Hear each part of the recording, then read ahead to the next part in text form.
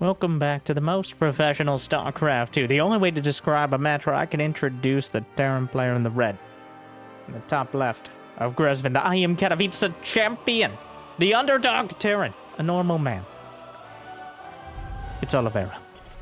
On the other side, challenging him, one of the most consistent Zergs in the whole world. Can take on anyone and probably beat them on a regular basis. It is Solar. This is a World Team League showdown. They got 2 matches to put enough points on the board for their teams. Onside Gaming and Dragon Kaiji Gaming. I believe that's how you pronounce that. But do you want to see Oliveira continue to prove why he's the champion, or have Solar dismantle him and put him back in his place? Either way, if you like good games for the fans, if you like Terran versus Zerg, or you like any of these players, it'd be awesome if you could like this video. Jimmy, what are we at? 1,083? 1,083 likes. And I'll cast another series. Some more games. I'll probably do it anyways, but thank you for watching. Thank you for tuning in. Hopefully, you've had a good day so far, and I think with these two, hopefully it's about to get a little bit better. I also want to thank the World Team League for sending me the games, allowing me to show them off. Oh, well, he got the tumor, but he lost the Reaper, so... make sure to check them out whenever you have the opportunity. Support them in that way, and any others you can find. But they've been putting on both the Kung Fu Cups and the premier and pretty much the only team league in StarCraft 2. So many incredible games. So thank you again to any organization still putting on. You know, there's still so many tournaments and so many games that I literally, if I sat here casting all day, which I'm not saying I don't, all right, but there are not enough hours in the day to cast, even games between, like, the top 25 players, let alone all of the tournaments. So it's always been a weird issue in StarCraft 2. There's so many tournaments. I think it's a little easier in a 1v1 game than trying to get 5 nerds together, going through a 28-minute long pick ban process to figure out what map we're going to play on, spending 15 minutes gathering gold, and then I'm not talking about anything in particular, but no, we're jumping right in. The Team League is a little different. It does mean you have to pick which player's going to play. The ace match as well. How many you can bring to the table. The Overlord just wanders in. It was worth it to him. He got vision of Cloak and a Banshee on the way. 3rd base already done. Did he see that? It's kind of implied, to be honest, at this stage. Yeah, going Cloak Banshee means 3rd command center is the most likely thing behind, unless you're going to try some crazy bio push. But we're on Grezvin, where we're likely going to be macroing for quite a bit, and Oliveira no stranger to that. Behind it, though, 2 more racks. Stim, he is committing fully to the Cloak. Going to force Solar, keep him honest. Have those Spore Crawlers, and eventually Overseers. Possibly drag the Queens out of position as well. Double NG Bay behind, so we got the full macro. No Baneling Nest or Evolution Chambers yet from Solar, but I bet they're on the horizon here. There's the Bane Nest. Barracks 4 and 5 already for Oliveira.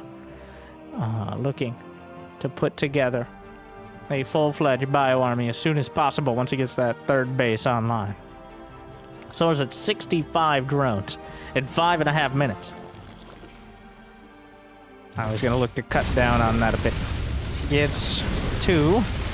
The Queens angrily drive them back. A handful of Zerglings as well. Starting to get a little concerned at the lack of Evolution Chambers for Solar, as Oliveira is already started on his 1-1 upgrades. The Banshee is going to drag some of the Queens out of position. The Hellions coming in for the most obvious bait and switch. There are enough Queens still, as well as Zerglings. But forces the cancel. Gets a couple drones for his trouble. Still poking and prodding. The Queens angrily drive them back, but getting the cancel at all. Delaying the 4th is a pretty huge deal. Has enough DPS to take out another... Oh, what a save! Nope. All right. The Queen's almost baiting it in, but the Banshee stuck. Nope. You sit right there, Mr. Banshee. That's misses to you. Whatever.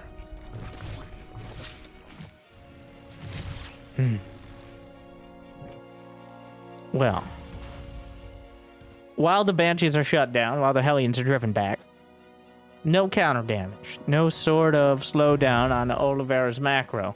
Now, I don't think it's entirely on Solar to slow it down, but it's a question of what he's comfortable with dealing with.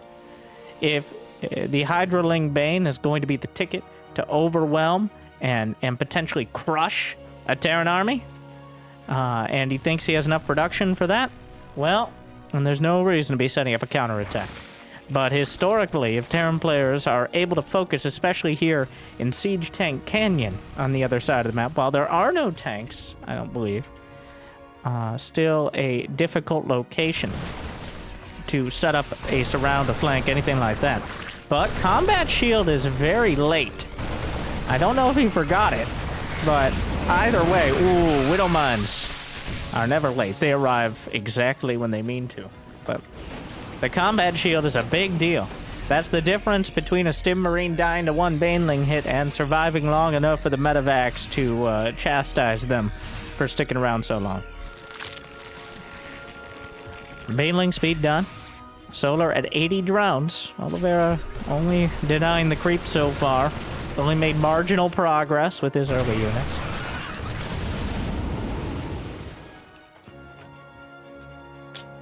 More and more drops being set up. Hellbats. Oliveira keeping his Hellions intact. A significant amount of Hellbats joining with the push. Going to absorb a lot of potential Zerglings and Banelings. But Combat Shield's still not done. The double stim there. Banelings rolling in. Softening up the Hellbats. Finishing off the rest. Ooh. And you see there. Not much to be done. Widow Mines will connect, but Solar handling it soundly so far. Combat Shield finally done. Just the Queen's ready to contest here. Plenty of Transfuse. Not enough for one Queen. The creep is being controlled quite well, but the economy is getting out of hand. We got a Lurker Den on the way. The Infestation Pit about to complete. That'll unlock Hive for Solar. And with Hive, it's going to be very difficult for Oliveira's more conventional army to get the damage done. He has a planetary, though. He's building another command center. A planetary at the 4th base is the key point here. +2 infantry weapons and armor on the way. And a Widow Mine finds a big connection, baited in by the Hellbats. Another connection. It's going to be Lurkers out of Solar. No Ghost Academy yet from Oliveira. He's really pressing the creep back. He's doing his best to line up for the 2-2 timing. He's got 2 more command centers in production. The Widow Mine volley, 15 drones down. And that is real damage. He got in with a drop. Drilling Claws completed. And Solar is knocked back under Oliveira's worker count. Ghost Academy's on the way. Oliveira thinks he has enough space in order to get to that late game tech. And indeed, I think he does. The Hive will be spotted as it finishes. And is under threat as well. So actually near perfect timing here for all the information and to potentially hit Solar. No, Siege Tank Canyon. He drops up to the top of the valley. And a few more units. Gets one of the Medivacs, knocks it down. Another attack to Oliveira, stepping things up as Solar struggles to respond. Marines is going back behind the mineral line, dragging more. There's still the Medivacs in the bottom right corner that Solar has to deal with. Viper's on the way, Adrenal Glands 2-2. But Oliveira's keeping the pressure up. He's taken exactly 0 damage at home. And he continues to expand aggressively while keeping control of the Zerg. Playing kind of a masterclass in TVZ so far. He's focusing very much. He doesn't care about individual Medivacs, or so he claims, but instead about the general idea of keeping the Zerg busy until he can establish his economy. But here's the thing. Solar survived throughout all this. He's now got Lurkers on the way. Or at least, wait, did he get any of the Lurker upgrades? Not yet. +2 melee about to finish. Another mine drop. Drilling Claws. The drones try to dodge. Doing a, well, 20 drones have died in the last minute. Solar still even, but he has to use all that larva to rebuild. The Marauders and Marines shoot from the low ground. Don't ask how the physics of that work. Oliveira continues cleaning the creep while expanding it home. Solar barely keeping up here. 400 APM Terran. I mean, Zerg at 500, but a lot of that is the fact that Zerglings and Banelings take just a ton of APM to create. I'd say the effective actions for Oliveira are super high as well. If I knew the hotkey for that one, I'd show you. But keeping pressure throughout the map, the Widow Mines protected and defensive as well. The planetary established, 2 more command centers. Solar with a counterattack. This is more like a scouting mission than a counterattack, because he has to run all the way by 2 finished planetaries and like 4 more command centers there. He may lose all these units. Ends up getting a couple into the medevac on the way out, but this opens up an opportunity down the center. The momentum Oliveira has gathered. Just, you can feel the pressure for Solar. I actually want to go to the Oliveira action cam here for a moment. See what he's prioritizing. His vision. Sees the Vipers as well.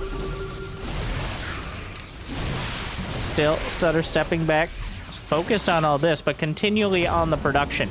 Despite microing at the front. The production stays high. He's banking a little bit of minerals, so he's really focused on micro right now. I chose the exact moment when he was macroing the least. Perfect. Oh, what? It looked like he put the Nidus down, but no. Spotted the Nidus the moment it shows up. It actually blocks the base. A few more SCVs. Moving around. Decides on an orbital there. 2 more command centers. Why not? Going to clean up the Nidus. Make sure he has some turrets in the main. Suspecting both Overseers, drops Nidus, all those goodies, all those fun things that could distract him while he wants to fight the main army. Solar has held on. He's been under the gun. Well, the guns, really, for half of this game. And before that was just the early game, so... Oh, what an intense match so far. All action, all the time. But Oliveira has not been able to break Solar. And he now has Vipers. He's got a maxed out Hydraling Bane army. The Ghosts are forced to retreat. Most of the army supplies on the other side of the map. Actually, I take that back. There's Widow Mines dotting the field. Oliveira understanding the value. But a lot of those red dots are also changelings throwing things off, so. One of the most macro-oriented... Oh, no. How many Zerglings? 300. Just the beginning. Half a dozen Overseers. I don't know where these Niduses are. Oh, right in the middle of the field. What's inside? A bunch of lurkers. An accidental... Ah, yes. So EMP has the same hotkey as Burrow Widow Mines and Siege Up Liberators by default. When Oliveira EMPs his Widow Mines, you might understand what happened there. But gets a hatchery, loses a planetary, even trade. I think better for the Terran as plenty of command centers can float over. Solar still staying alive, which is the first step to not being dead. Oliveira, though, always has a dropout. Always be dropping his ABDs. The lurkers pop out of a Nidus and then realize that maybe a body blocks the lurker. Stop right there, criminal scum, a dangerous game. But he actually body blocks the escape with the bio units. Oliveira he's easily in double-digit command centers. We're going into like 15. Liberator Widow Mine, Solar trying to close in yet again. The Liberator sieging up. Most of the lurkers were for counterattacking, as against this army, they're mediocre at best, as there's so many ghosts, so many liberators, a lot of bio, but he'll just shift that into Liberator Ghost if he gets the opportunity. Where are the medevacs? He has 0 medevacs, which is not enough. He's building some more now. How many starports are done? There are 2. He's only building off of 1 at the moment, but snipes across the board. He actually lost every single medevac, which I think is the only thing stalling out this push. Solar wants to try a Nidus in the main. Overseer take it out before he realizes. Nidus bottom left corner. More snipes on Overseers. Attack to the north. Melee attack level 3 about to complete. Baneling's much more of a threat there. But Liberators in Siege Tank Canyon. Oh my god.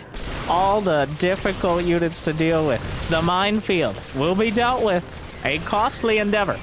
Fusion core on the way, but I dare not dream. That should be for advanced ballistics. Liberators, 15 drones went down throughout this, so we're down to 68. Bounces right back. Still holding on to all his bases, as Oliveira is kind of segmented. His army is distributed throughout the map, and he hasn't brought enough to bear. He hasn't taken a decisive fight. Does he see it? Does he see the infestor? Technically, you could see it. There's a little animation, but it's really hard to see, even if it's moving. If there's a bunch of them, it's more obvious. Also, it depends on the map. On the darker maps, it's essentially impossible. But infestor sign is something you always got to keep an eye out for. But rarely do you see until it's too late.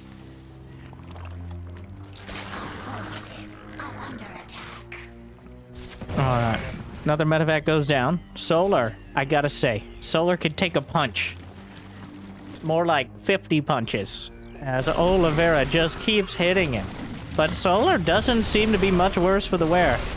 He's lost about 800 more gas, 8,000 more minerals, but he still has money in the bank and he's maxed out. So he's done a great job of holding it together. The question will be, can he ever turn it around? The ghosts picked up into the medevacs. There was no detection. It looks like he was going to manually detonate, but Oliveira realized it too soon. More Widow Mines dealt with. Solar keeps expanding. He might lose a hatchery, but he expands to 2 different locations. Oliveira has, I don't know how many command centers. Plenty. That's not quite a wall over there. Loses a planetary. 2 more command centers on the run. He doesn't have building armor. Kind of surprising. A lot of ghosts. Almost dead, but he cloaks at the last moment. The Overseers were close enough. I think he only lost 1 ghost in that fight there. In the last 4 minutes, which is this battle throughout it, there have been, Oliveira has killed 12,000 to 3,500. So, but he's only lost 2 ghosts throughout all this, which is a impressive number. 6 liberators. God, I've gone 4 minutes without a lull in the action. I think we're about to finally see one. Yeah. But that is the final. After this round of exhaustive battle, they're both still maxed out. Ah. All right, let's wind up for more. That is a Terran army right there. A deadly one. Ghost Liberator with plenty of bio filled in.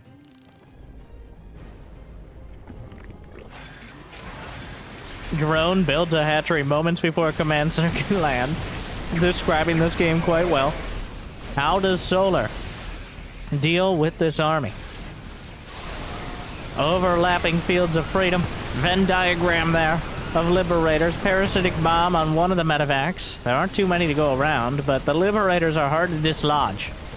He needs the abducts. Hatchery will be dealt with. Command center finds a parking space. Down goes another hatch on the opposite side. Oliveira has brought most of his units together. A snipe, a small counter might turn into large amounts of damage.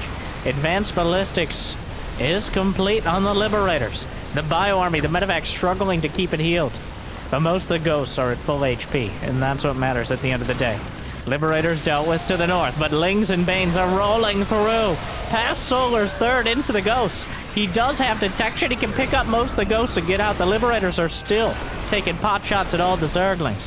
Doing quite a good job. There aren't many Banelings here. He's going to cover with the Liberators. The Queens are drawn into the fight.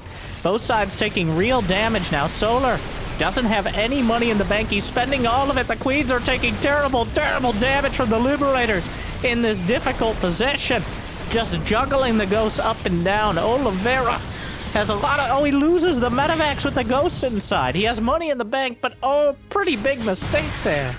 Losing all... Oh, and his units walled off by a depot that was supposed to prevent the Zerg from getting in, but prevented the Terran from escaping from their own base. And the reinforcements will be a little too little and a little too late in order to reinforce the push. But Oliveira still has 8 orbitals to fall back on. Solar, it looks like finally we've started to exhaust the banks and the income. As, well, Solar has an income lead. but the sheer amount of money they got coming in has been reduced. The main base is mined out. The natural's gone, especially for Oliveira. The third, well, Solar lost his and Oliveira's mined it out. So we're down to maybe 2 to 3 mining bases. Still solid mining. But these armies are getting more and more costly and those bases more and more vulnerable as time goes on. Still mostly mid-game units. From both sides, not relying on that turtley style. I mean, Oliveira still has plenty of defenses, but he's been aggressive for so much of this game. He's been struggling to find the decisive fight, though. He's done so much, but Solar just recovers. He's lost 10,000 more minerals. But he just seems to have enough. He's still maxed out. Oliveira down to 50 SCVs. We'll see if he spots the infestor sign. I haven't seen any unburrow into fungal place. But this could be the moment. Pops out. Good fungal. Another one, though. The scan. EMP. The lurkers will shred the front line of the army, but gives him time to split. He is off a creep here. Alright, and Solar bringing it all together. Oliveira quite spread out. A lot of his units just running through. Bad pathing there. And Solar closing in. As the Liberators, oh my god, he pulls out one, but the EMPs prevent any more. The Sim City, the command centers, creating artificial choke points. The Liberator still finding damage, denying mining on another base. There's a minefield up there as well. The Infestors are spotted underground. He just scans forward, not dealing with it anymore. Another scan, a single lurker left behind. Both players leaving units burrowed throughout the map without realizing or just kind of leaving them there and hoping for the best. More Zerglings coming through. This is one of the most exhausting games I have ever cast, and it's still not over. It's not even that close. It's unclear. Oliveira is struggling to field as much of an army, but his army is better in most respects. It is on Solar to take good fights, or he will eventually run out of money, as Oliveira has been so much more cost-effective. 13,000 mineral gap, though Solar has mined 10k more. The gas is about even. One thing we haven't seen is Blue Flame Hellbats. Oh, some snipes looking good. Liberators trying to cover... I'm not sure which angle. The army is being surrounded, but it's been fighting this whole time while Solar's been running through Parasitic Bomb on the medevac, some of which have ghosts inside. Oh no! Disastrous! He leads them to their doom. The Parasitic Bomb hits 2 medevacs full of ghosts. And those key units wiped from the skies. And a single G will punctuate Solar's victory as they are battered down to such low economies. Oh my. Well, that was exhausting.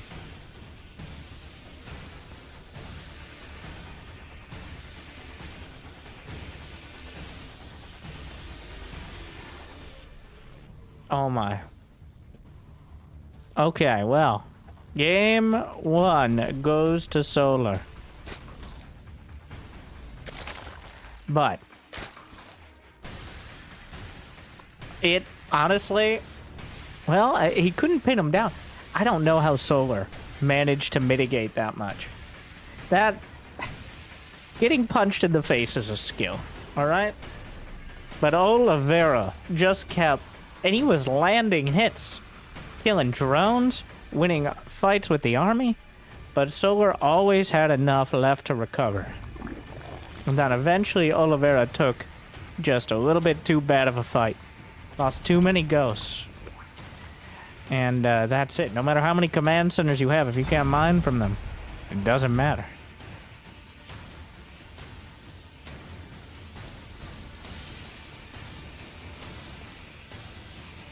Oh my god. I don't know how many. That was some of the most resources lost per minute that I've ever seen. Like, oh.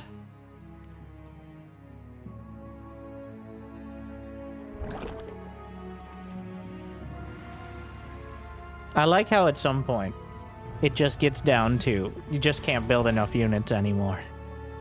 Not like we have the perfect late game army. It's just whatever we could throw out there. Rarely do games continue to the end like that. Usually we reach kind of an impasse where neither player has enough to fight anymore.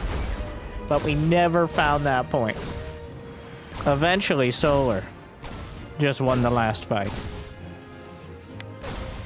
And now we have to play another game. I mean, maybe they get a break after that,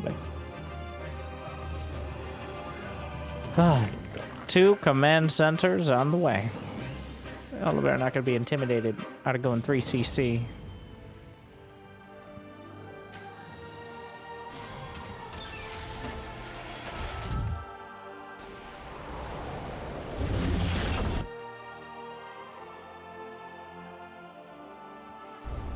There's a starport on the way. Will we see Cloak Banshee again? Cloak Banshee has, once again, made its way back into being the stock standard, I think. We flirted with Ravens for a while. We dallied with Vikings. We've even indulged in battle cruisers. But I think the Banshee... Triple grenade. The Banshee remains the most consistent DVZ option. It covers your bases and potentially does damage. There's a reason the Oracle is the staple of Protons versus Zerg, and the Banshee serves a very similar purpose in Terran versus Zerg. Let's see. And there it is.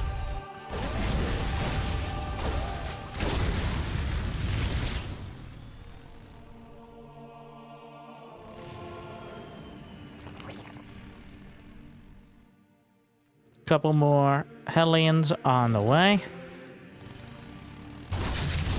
Zergling speed. Queen popped off creep, but haven't seen mech from Oliveira pretty much ever. Some more siege tank or liberator intensive strategies, but he sticks with the bio.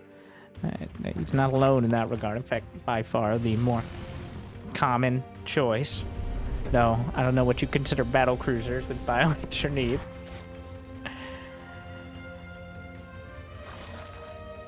Quick-ish lair, but likely for Baneling speed from Solar. Prioritizing Baneling speed. Oh, he gets double evo. Well. Plenty of Hellions still. And a siege tank on the way this time around for Oliveira. Double NG Bay. This time, Solar is going to have the upgrade advantage. Could we even see? He's building 2 more gases. Where's the pain nest? Is it? Oh. Wait. What? Did he fake a lair? Did he cancel a lair? Did Oliveira? He canceled the lair. Okay. Who does that? Because the lair, actually, you don't get all your money back. You get 3/4, but... He canceled the lair to go double upgrades. Okay. Pretty crazy. That is, The lair was a safety option, of course. Oh. Well, the Zerglings get in. He shouldn't do too much, but gets a pretty good reveal on what he's dealing with. Yeah, looks like he gets a grand total. Oh. Yeah, well, he's confirmed. It's gonna be bio. It's gonna be Marine tank. Going double upgrades, not a bad call here. Especially if he's able to get his 1/1 by the time any sort of attack comes across the map, which seems very likely in this scenario. He's now getting, for realsies this time, a lair.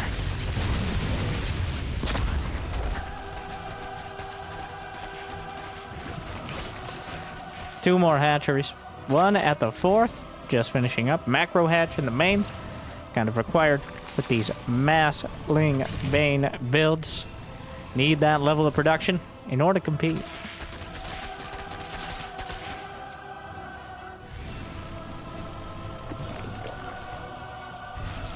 Plenty of Banelings on the way.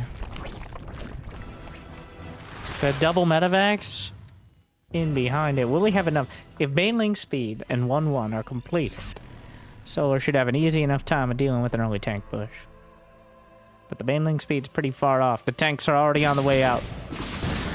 The Banshee protects the third. Zerglings in production. Still good economies on both sides. Oliveira going to take the northern route.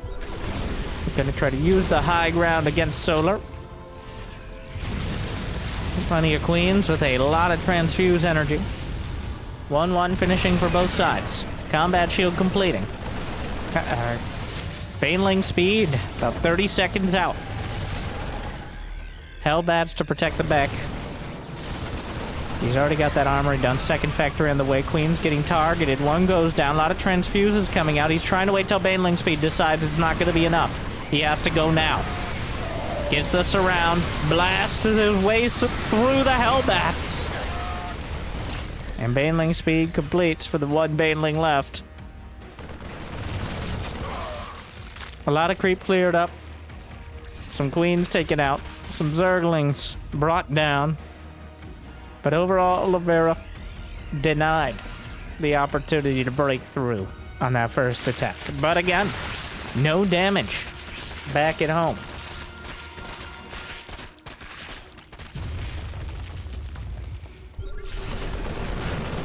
Another round. He's got one tank. He's got 4 medevacs and almost enough Marines to fill him. But this time, Solar has more units. It's going to be that much harder to break through. He's just trying to make it difficult, not necessarily win the fight. If he's able to take out most of the Banelings, the Marines become one of the most effective units in the game, if not the most effective. Loads up. Was threatening this the whole time. Solar anticipating. Has plenty of Zerglings there. Tries to save the tank. He gets it. Slurps it up at the last moment.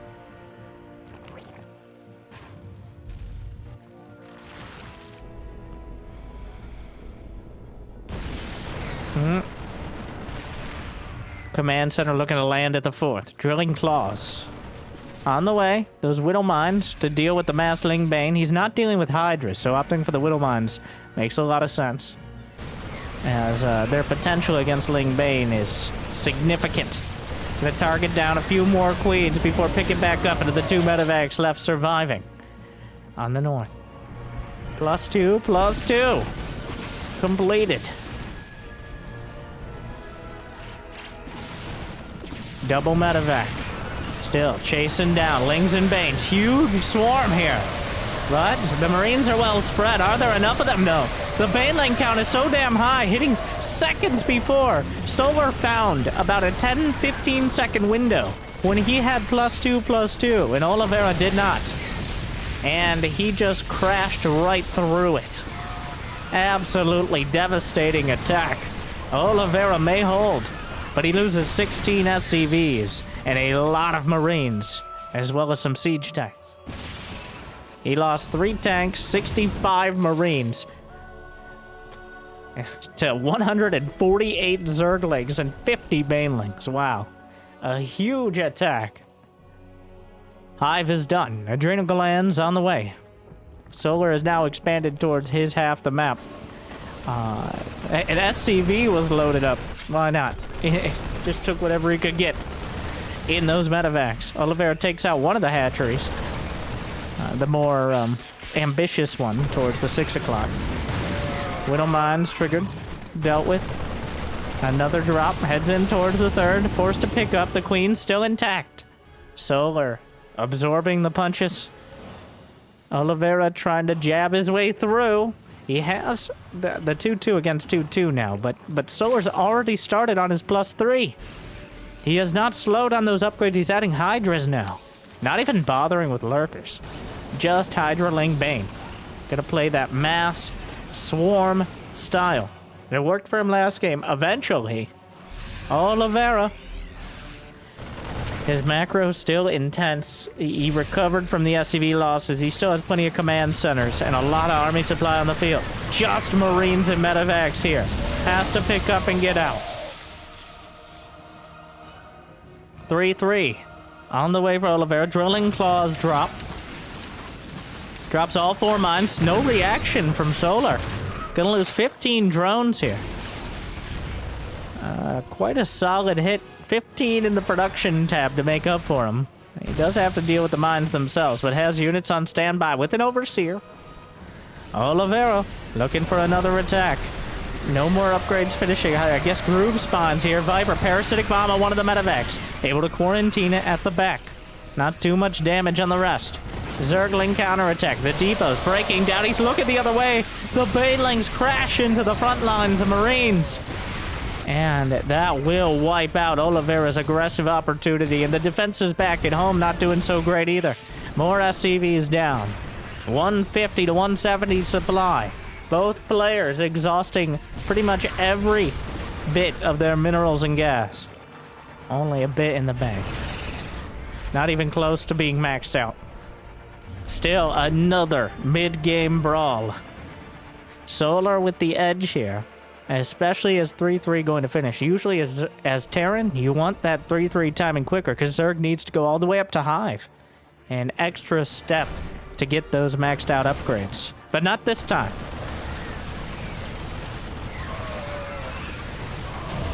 This time, the medevacs have to pick up and get out, as Solar has more than enough units to collapse. Oliveira still has 100 army supply.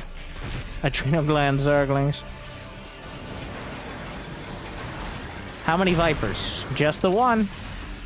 This is an entrenched position. This is a tough location to break. The Zerglings, an existential threat to any SCVs they can get their claws around.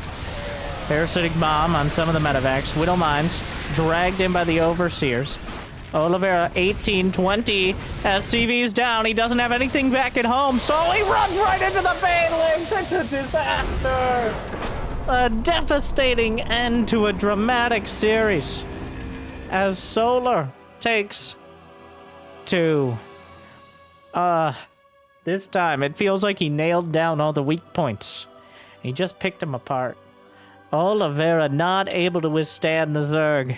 Solar, one of the most adaptive and flexible players. Oh my god, I was getting frustrated watching him take those hits throughout the games, but apparently that's just how Solar do. Ends the series at 192 to 68 supply, breaks it open, and breaks Oliveira down. Hopefully you enjoyed. Thank you to World Team League, the world champion still. Well, we'll see if he can defend his title. But I hope I made your day a little bit better. Thank you for watching. Jimmy, what? 1,083 likes. Cast another series. You have some recommendations? I'm always excited to hear them. Thank you for watching. See you next time. Good luck. Have fun. Stay tuned.